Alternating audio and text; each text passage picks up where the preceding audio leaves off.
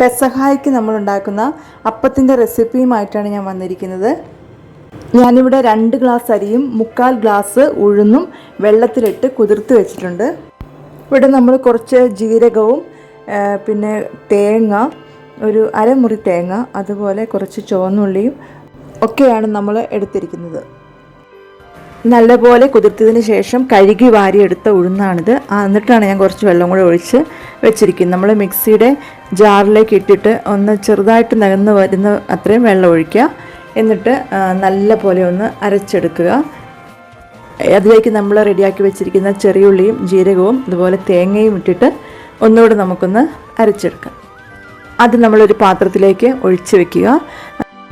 അതിനുശേഷം നമ്മൾ കുതിർത്തി വെച്ചിരിക്കുന്ന അരി നന്നായിട്ട് അരച്ചെടുത്ത് ഇതെല്ലാം കൂടെ മിക്സ് ചെയ്ത് ഒരു 2 മണിക്കൂർ നേരത്തേക്ക് നമ്മൾ വെച്ചിരുന്നതിന് ശേഷമാണ് ഇത് ഉണ്ടാക്കിയെടുക്കുന്നത്.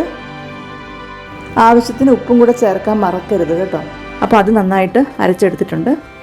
പിന്നെ ഞാനിവിടെ നമ്മൾ ആദ്യം അരച്ച് വെച്ചിരിക്കുന്ന ആ ഉഴുന്നും കൂടെ ഒന്ന് ചേർത്ത് ഒന്ന് ജസ്റ്റ് ഒന്ന് കറക്കിയും കൂടെ എടുക്കുന്നുണ്ട്. അപ്പോൾ നല്ലപോലെ ഒന്ന് യോജിച്ച് കിട്ടാൻ വേണ്ടിയിട്ടാണ് ഇങ്ങനെ ചെയ്യുന്നത്.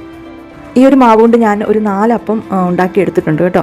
അപ്പോൾ നമ്മുടെ വീട്ടിലെ അംഗങ്ങളുടെ എണ്ണം കൂടുന്നതിനോ കുറയുന്നതിനനുസരിച്ച് നമുക്ക് അതിൻ്റെ ക്വാണ്ടിറ്റി വ്യത്യാസപ്പെടുത്തിയാൽ മതി. ഒരു അപ്പച്ചെമ്പ് അടുപ്പത്ത് വെക്കാം. എന്നിട്ട് ഒരു സ്റ്റീലിൻ്റെ ഒരു പാത്രമാണെങ്കിലും മതി. ഞാനിവിടെ ഒരു കേക്ക് ടിന്നാണ് എടുത്തിരിക്കുന്നത്. സ്റ്റീലിൻ്റെ ഒരു വട്ടത്തിലുള്ളൊരു പാത്രമാണെങ്കിലും നമുക്കത് പുഴുങ്ങിയെടുക്കാം. അപ്പം നമുക്ക് ആ വെള്ളം തിളച്ച് കഴിയുമ്പോൾ ഈ മാവ് കൂട്ട് ഒഴിച്ചു കൊടുക്കുക. ഒരു അരപ്പാത്രം ഒഴിച്ചു കൊടുത്തു കഴിഞ്ഞാൽ തന്നെ ആവശ്യത്തിന് കട്ടിയിൽ നമുക്ക് കിട്ടും.